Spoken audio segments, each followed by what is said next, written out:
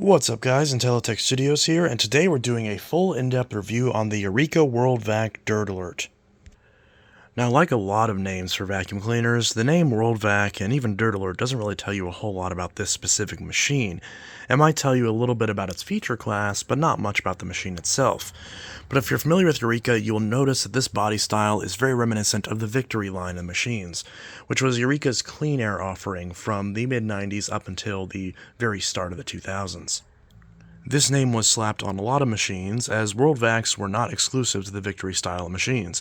They were also on a lot of direct air machines as well, a lot of Eureka's elite competitors, often known as the Boss Light or Bravo series of machines. This is a Victory style machine. Of course, a lot of the commercials from back in the day would emphasize the WorldVac branding, and this little tag that says performance you expect and quality you demand clearly attempted to market this machine as a high-end machine of the time, which we have to remember. Back in the late 90s, machines that were sub $200 like this, in fact this machine might have been more, I actually couldn't find a price on it from back in the day. With inflation, this machine is about a $300-$400 machine today. So believe it or not, this was a premium machine back then, because bypass machines, especially ones with features like dirt sensors, headlights, wide cleaning paths, etc., and even features like a swiveling cord hook, which was not a standard on Eureka machines for a very long time, probably longer than any other Tier 1 brand. This machine was, in fact, a machine that you would have spent a good chunk of money on, and would have competed with a lot of machines, like Hoover's wind tunnel series, both self-propelled and non-self-propelled, as there was a self-propelled SKU of a very identical machine to this, but it also competed with other machines like machines made by Kenmore and Panasonic, Dirt Devil's Royal Clean Air offering, I said that backwards, but Royal's Dirt Devil Clean Air offerings, and even the Phantoms. This machine competed with a lot of those, and the dirt sensor apparatus, which is what I'll call it from here on out, actually no, just the one time, was very similar to the feature we'd see on Hoover's, which debuted on some of their power drive machines, but also eventually bled into some of their wind tunnel series, and actually lasted for a while longer than it did on Eureka's. Eureka did not make very many machines with these dirt sensors. This is one of only a couple of them from back in the day. Now, we did see these sensors later crop up in the mid-2000s on some Bissell machines and other machines like that, but these days you don't see these anymore, although some companies like Shark and Dyson are trying to make a more technologically advanced version of these sensors in machines like the V12 Detect and the Shark Power Detect. But those are a lot more complicated than these systems, than this system, I should say.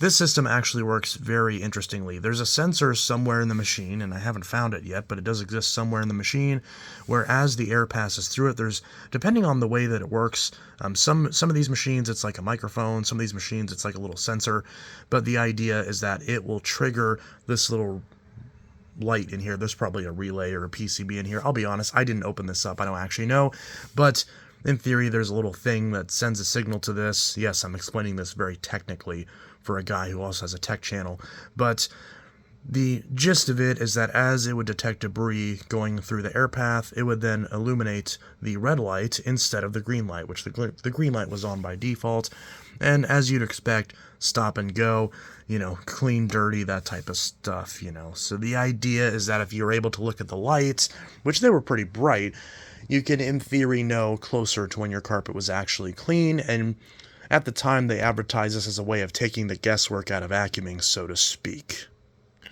While we're down here, remember another fun fact that a lot of people don't remember about these machines? Stair cleaning handles. Yes, this headlight is not here just to look like a goofy mouth. It also is something you could grab, although there's not much room in here, to hold the entire machine to use it on carpeted stairs, which is exactly as awkward as it sounded. You were better off just getting a Mighty Mite alongside this and using that for stairs. Alright, so these dirt sensors are really goofy and they don't like to work a lot of the time. They're honestly very dumb, but for the sake of this video, since this machine does have it, and I want to show it, I'm going to attempt to try to demonstrate that by throwing some debris on the floor and seeing if it triggers the lights at all. I doubt it will, but we'll give it a shot anyways. Now, I don't know if shredded paper will actually trigger this, but we're going to make an attempt. Try it anyways. I don't know if this is actually in frame. Kind of. So we'll just throw this all on the floor, and we'll just vacuum it up and see if that sensor trips, which, since the vacuum will be on the camera, you'll be able to see if it does or not. Now, this vacuum's not that loud, but still headphone warning. Any vacuum's going to be loud enough if you're wearing headphones. So I'm going to give you 3 seconds to put on your headphones and turn down the volume. I guess if you already had the headphones off, you wouldn't put them on. But anyways, we'll give this a run, and I'll show you that little sensor.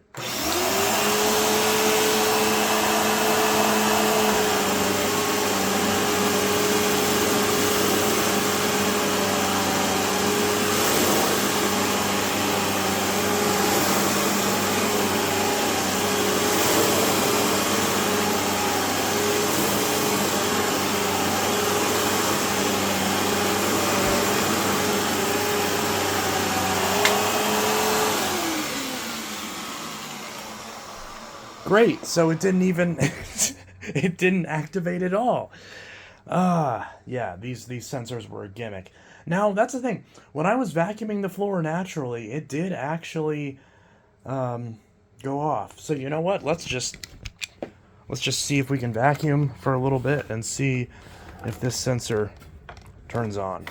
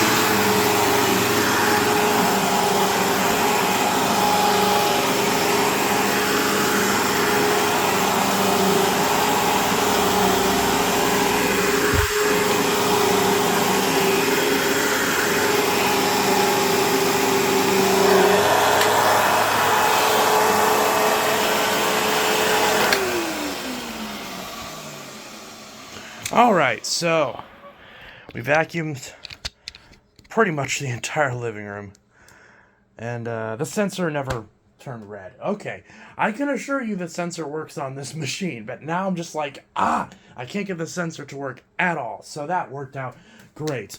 Bravo to me for failing to do this video properly, but that's why you guys subscribe. It's because if you subscribed for quality videos, then, well, yeah, you didn't. So anyways, I tried to attempt and demonstrate the red part of that sensor, the actual dirty portion, but it didn't. And yeah, but I guess you're just going to take my word for it after 10 minutes of video, almost 9 minutes and 45 seconds. Yeah, so the sensor is a gimmick, and it doesn't work right. Now, to be fair, in the machine's defense, even though I didn't get it on camera, maybe I did when I first vacuumed with this thing a month or two ago. once you've been using the thing for a while, which I have been in preparation for this review, and it's been consistently cleaning the same way it always does, then the sensor is not really going to do too much. It's more so when you first get it, and that's pretty much what a lot of vacuums, especially back then, but even especially today, I guess I can't especially both times, but this has always been a problem in the industry. Consumers will be sold on glitzy, glamoury features that say, buy me now, and convince them to buy it. And all it has to do is convince them to love it for 30 days. So that way they throw away their old vacuum, they lose the receipt, they throw away the box, they can't return it to the store. And that's after you put all those warnings saying not to do that anyways. And then at that point, you've got their money and you've got your machine in their house. So, yeah, that didn't do anything. I wonder if there's another type of debris that would trigger it, but I don't know if it's even worth trying. And of course, my computer just reset off screen when I told it not to. Urgh. Anyways, what if we try it with the leftover litter that's in this box? Oh, and there's something sharp stuck to my foot. So, what if we try...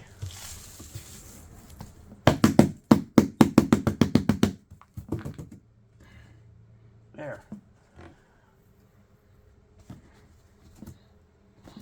Got a little tiny, minuscule pile of cat litter. You probably can't even see that against the brown carpet, but right there, there's a little pile of cat litter.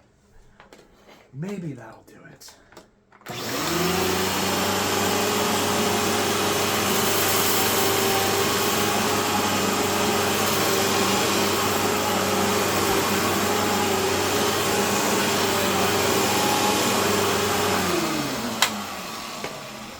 I give up. The sensor does nothing.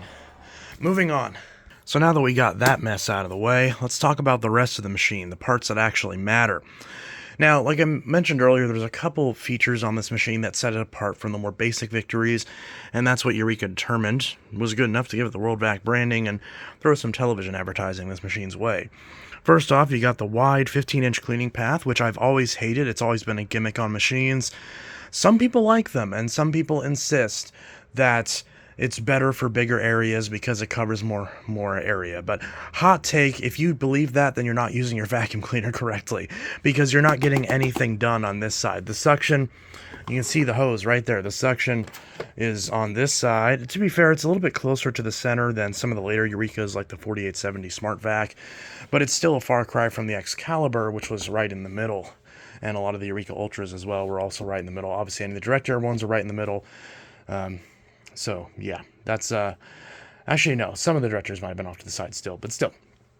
The machine has side feed suction, so this part is cleaning great, but newsflash, this is the width of a standard square base anyways, so you're not gooing, you're not gooing, ew, that sounds gross. You're not gooing, oh, that sounds awful, but to be fair, that is a great record. But yeah, you're not gooing. This is the one kind of goo that I like, which is Goo Goo Dolls. But anyways, this machine, you're not doing anything effectively when you have a 15-inch wide cleaning path. And you know what the great part about having a 15-inch wide cleaning path is? You can't get anywhere. This is why I like the Animal 3, and this is why I like the small square base Seabos like the G1 and the X7, and I like the Phantom Fury more than the Thunder. The width is perfect because this is too wide. These standard Victories, and it's really annoying because Victories are one of those styles of machines where even the most basic models, including ones even without headlights and without stretch hoses, still have wide cleaning paths. It's one of the reasons why I've not liked these machines as much and why I don't use my wind tunnels as often, because trying to find a good wind tunnel that's a square base is difficult. Most of them are wide path bases just like this. It was a big gimmick of the time, wide path bases. And it's junk because not only, because again, I can visualize this here too. So where's our suction inlet? I can't even see it. So there's our suction inlet, which also, that's a really small opening now that I think about it. Compared to a lot of other machines, I can barely even fit my finger in there, which is kind of crazy. To be fair, this is a really nice, high-quality brush roller. It's basically a CWP brush roller. It's a wooden brush roller, just like, you know, a lot of the more modern TTI wind tunnels, not the ones of the day, and a lot of other machines that I've always liked, like the Phantoms and the Clear Track and all that. But These bristles, and to be fair, this machine has aged a fair bit, so these bristles have actually softened out. But from the factory, these bristles are usually nice and soft, and this machine cleans about as well as every other machine on the market from back then. Of course, there was always the advertising saying the wind tunnel was the best, or whatever the case may be. They all cleaned about the same, if we're being honest. This, the wind tunnels, a lot of the Royal Dirt Devils of the time, the Phantoms, they all cleaned really close to each other. There weren't that many machines that were actually that far off or that far ahead of the typical big box department stores, you know, from your Kmart and stuff of the era. A lot of it was very similar. That being said, the wind tunnels did perform ever so slightly better than these, but these were no slouch. These are definitely not machines that I would say don't deep clean well. They do. They deep clean well. They agitate well. They do actually clean very well. They're not much of a far cry from other machines like the Excalibur and the 4870, which are great cleaners. So this machine is right in line with a lot of Eureka stuff at the time, and some Illinois pride is definitely to be felt there as well, because this machine was made right here in Bloomington. If we turn this around, I know I'm kind of going all over the place, but we can see right there, the Eureka Company, Bloomington, Illinois, 61701. This one's model 4479, and this one was made on the 47th week of 1998. So this one is, again, you know, mid to late 90s, so very similar to what you would find compared to a lot of other machines of the era. And yeah, the wide cleaning path is a gimmick. I don't understand people that like it, because again, if you're actually vacuuming and you're not overlapping your strokes like you're supposed to be, because I don't care how good the edge cleaning is on your machine, which this one's okay. It's not bad in terms of edge cleaning. It's pretty much on par with everything else of the era. Again, nothing really sticks out on this machine, except ironically that handle, but we'll talk about that in a sec. So again, the wide cleaning path is a gimmick. It just makes you not be able to fit into tighter spaces. The brush roll is more likely to fail because it's a much longer brush roll, so there's more likely for there to be a problem with it because there's more materials there. And overall, it just doesn't accomplish anything, being the wide cleaning path. I know I'm ranting about that a fair bit, but it was a big problem on vacuums back then that people still seem to enjoy. And obviously, if you like that, that's totally fine, but I don't, because this entire portion is literally accomplishing nothing, and it's just in the way. That's all it is. Really, realistically, if you're worried about the difference between a 15-inch and a 13-inch cleaning path, and you're worried about the difference and how much it does compared to you being able to cover a large area, then you're not cleaning that area effectively because you're not actually vacuuming properly. And I'm going to do a video at some point soon. A lot of people focus more on the vacuum they use and not exactly if they're using it correctly. And if you use this correctly, this is a great cleaner on the vast majority of carpets. And you do have a nice amount of height adjustments as well. Some of these are faded off. There were some models that advertise bare floor. This one thankfully doesn't. It just says low to high. That's the way it should be. 1, 2, 3, 4, 5, 6, 7 height adjustments, just like a lot of the Bissels of the time. So it has more adjustments than something like a Maytag wind tunnel, but that's perfectly fine. You don't really need any more or less. 7's a little bit, you know, overkill. 5 is more than enough. In fact, even a lot of machines get away with 3. But, you know, it's just something they added on there just to make you feel like you got more, you know, feel like they care more about your carpet, because, of course, a lot of people had Berber and goofy carpet back then, so you got ways to adjust to it. Got your power switch on the side. Much better design than the newer power switches that were on. I shouldn't say newer because they're still a decade old, but on like the first gen Eureka Airspeeds, those power switches, I love the first gen Airspeeds. I love to get another one, especially because I have a million filters for them. But the power switch that's on the back is very brittle. This one is built way better, and this one's way more likely to be a good power switch. I don't know why I said that way. We do also have the lower and upper cord hook, which this was back in the era whenever Eureka's cord hooks were not always swivelable. Is that a word? Swivelable. It is now. Because the more basic models of this had a much less chunky handle, although ironically this handle feels way cheaper and has way more play in it than a more straightforward Eureka handle. Another reason I don't like this model as much as the more basic one. But one thing we do get is the swiveling cord hook. One little design that Eureka had as well that I really liked is the actual cord hook being built into the cord winder, which I really like. It's not a separate piece that sticks up here that you can easily pull and snap off, and then it'll go brittle over time. A lot of vacuums that have little cord hooks that stick out here, they'll snap off over time. Or like the Phantoms, where those cord hooks will get lost because they're separate pieces. This is actually perfect. I like having the cord hook built into the cord winder, so that way it still keeps the cord out of the way and it still holds on to it, but it's not a separate piece that you have to worry about breaking, and that looks awkward when you have the cord wound up if you leave the cord in the hook, like a lot of the Bissels do. A lot of the Bissels where it's up here, I like using those Bissels, but if I leave the cord in the hook, it's a bit awkward because it's wrapped around and then onto the cord hooks. This doesn't have that problem. Although you gotta remember, this model has the swiveling cord hook, and that was not a feature on Eureka's. In fact, is it even still? I mean, Eureka was one of the last companies to make a swiveling quick-release cord hook a standard feature, and it definitely wasn't a standard feature back then.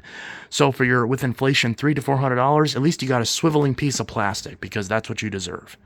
Speaking of swiveling piece of plastic, guess what is not? This attachment. Now, since we already talked about the cord, we'll talk about the tools. Actually, no, that's a lie. We'll go back to the cord because it's right here, and I'm very ADHD. This cord is not long enough. It's, for whatever reason, this is back in the era when vacuums had ridiculously short cords. I actually don't know the official length of this cord, whether it's 20 or 25 feet, but it's not long enough. It should be 30, if not 35. But I've said that about every vacuum that's ever existed. Back then, don't expect that to be a feature. If you wanted a longer cord, you had to get a Phantom or maybe some other machine. I can't think of any other tier 1 brand that had a 30-foot cord other than the Phantoms, because Eureka's didn't, Hoover's didn't, Dirt Devils definitely didn't. What did? I don't know. But this definitely doesn't. And, yeah. Cord comes out right here, which is actually kind of nice. It's not down at the bottom. So, unlike a lot of even newer machines, you don't have to worry about the cord actually getting ran over, realistically, because it comes out right here at the worst, and you can put it in the hook right there. So, running over the cord is not an issue with this machine, which is very nice.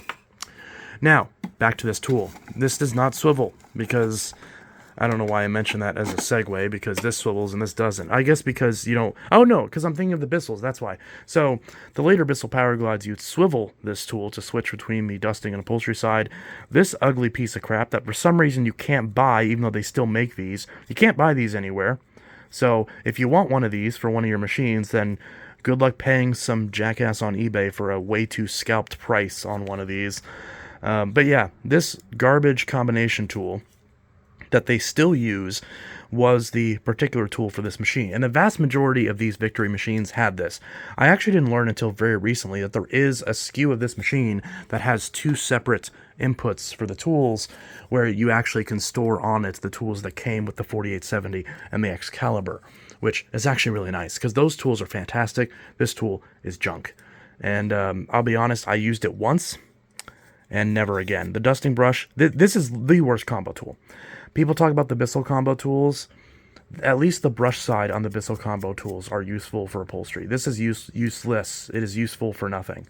The brush is not a very effective brush. If you try to use it on anything, this part just gets in the way. And the upholstery tool is useless. It doesn't do anything. This tool is trash. Don't bother. So yeah, you can't get this anywhere. But on the bright side, unless you care about your machines being complete, which most people do if you're a vacuum collector, if you just care about using it, then don't bother, because this machine is junk. And this machine has an 1 1/4 fitting, so you can use any tools on this if you want to. So this tool pushes on right there. Most people put it the other way, but I think it looks better with the brush facing up. But that goes in there like that. You've also got a crevice tool, which always gets scratched horribly from it being pushed in this little slot. But that's the same crevice tool Eureka's always had. It's just a very basic crevice tool. Almost seems like it doesn't match the rest of them, but it does work. And one thing I've always loved about these is the dual extension wands. So, really hard to get with one hand, but you have two wands that actually nestle inside of each other. So you've got two wands on board. Now, this hose, as you can see, it goes all the way down here, and you got to bend down to kind of pull this out, and you got to unclip this and unhook that. Now this hose is very bulky. It's like very thick, and it is a stretch hose, but it doesn't stretch to hardly anything. I always wanted one of these because I've always liked stretch hoses, but this, oh yeah, and it does that too. So you try to use the machine and it just hits you in the crotch whenever you're trying to use the hose. But this is awful, and this rubber cuff is very squishy. And a lot of these dry rot over the years, and they start to rubber revert, and they start to go sticky. This one, thankfully, isn't experiencing that, but a lot of these did. And you've actually got a nice fitting. This is much better than on the Maytag wind tunnels because the wand, actually not wand, but this little stub tube actually fits inside the tool. So it's not like the Hoovers where you can't fit any attachment on it. This, you can fit any attachment on it because it's not fitting over the attachment, it's fitting in the attachment. And it's kind of nice because you can just kind of grab whatever you want and pull it right out. And again, it is 1.25 inches as well, so if you want to use another attachment on this of whatever style, you can, which is great. Because as someone who hates that combo tool, it was great because it meant that while I'm using the machine, I can grab something nicer. So if I hold this and hopefully don't pause the video or stop it, I can put on a proper upholstery tool and actually clean my couches properly. Although, just like the same problem that I've had with so many Eurekas, yeah, it's a joke. So the tools on this machine are unfortunately terrible. And although I will say that, floor tools are easy to get for this. This does use the exact same attachments as the canister Eureka Mighty Mite. So if you've got one of those, you can always steal the floor tool from that to clean your bare floors. In fact, I just did that earlier, and my floors are looking great. Although, dragging this thing along is not fun.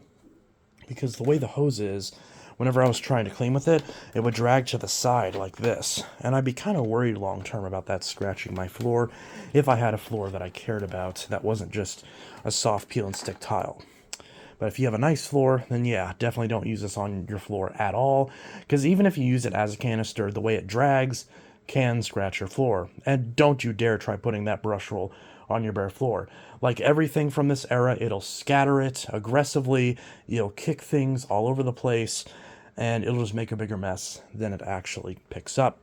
And of course, then at that point, you're going to scratch your floor. This one probably won't because the bristles are so worn that they're kind of soft, but yeah, not for bare floors in the slightest. However, even though the tools suck and even though bare floor performance sucks, this, at its core, is a 90s bagged upright. What does that mean? That means for carpeting, it is great. And I kind of alluded to it earlier when I was using it and whenever I was commenting about its carpet cleaning ability. This is actually great on carpets. The back saver handle is not a gimmick. It works actually a little bit better on the more basic models because this just has too much material to it. But this machine technically is a pound or two heavier than a lot of the machines that I use, which are usually the Bissels. So the Bissell Power Glides and the Sanitaire SL4110A, which those are much newer, but same body style for the most part. Those machines are a couple pounds lighter than this, but in practice, when you're actually vacuuming, they feel very similar. Although, despite the back saver handle, this still does feel more straining on my arm than a more basic Bissell. But the back saver handle does actually work. It does physically put less strain on my back, and it does disperse the weight a lot more and a lot better, which actually is really nice. So the back saver handle, at least in my opinion, as someone who does have a bad back, so I feel like I'm a bit of an authority figure on this, maybe not. It's all a matter of preference anyways. Is actually really good, and I really like this back saver handle. It works very, very well. Now this goofy handle up here that you're supposed to use for stair cleaning is a joke. Don't bother. Trying to use this thing on stairs is even more painful than the other two surfaces that I just described. Just get a Mighty Mite at that point. Or if this was the 90s, realistically, like everyone else, you had one of those little Dirt Devil hand vacs. I've got two of them. Last but not least, we'll talk about bags and maintenance. You've got this lovely little bag check indicator, which is a bygone era in vacuums. Vacuums don't have those anymore for the most part, unless you buy something extra premium like a Sebo or a Miele. But this particular bag check indicator, it's there, and it's nice to have. Of course, if you're at high altitude, it might not work correctly, but in general, it's still a nice feature to have. The way you pull off this bag door is you pull it off. I know, super crazy. My particular one is actually in really good shape. For a while, on mine, this side of the bag door, you can probably see it. See how this side's a bit straighter and this side's a little bit warped? So this side's a little bit warped, but whenever I turn on the machine, it does suck it in. So it does still work just fine. I did wash this. I didn't wash the rest of this, but I did wash the bag door, so it's all nice and clean. And the actual gauge is actually in really good shape, surprisingly. There's only a little bit of rust in there, so it's not bad. as I immediately die from inhaling all the all the dust from this bag. Goodness.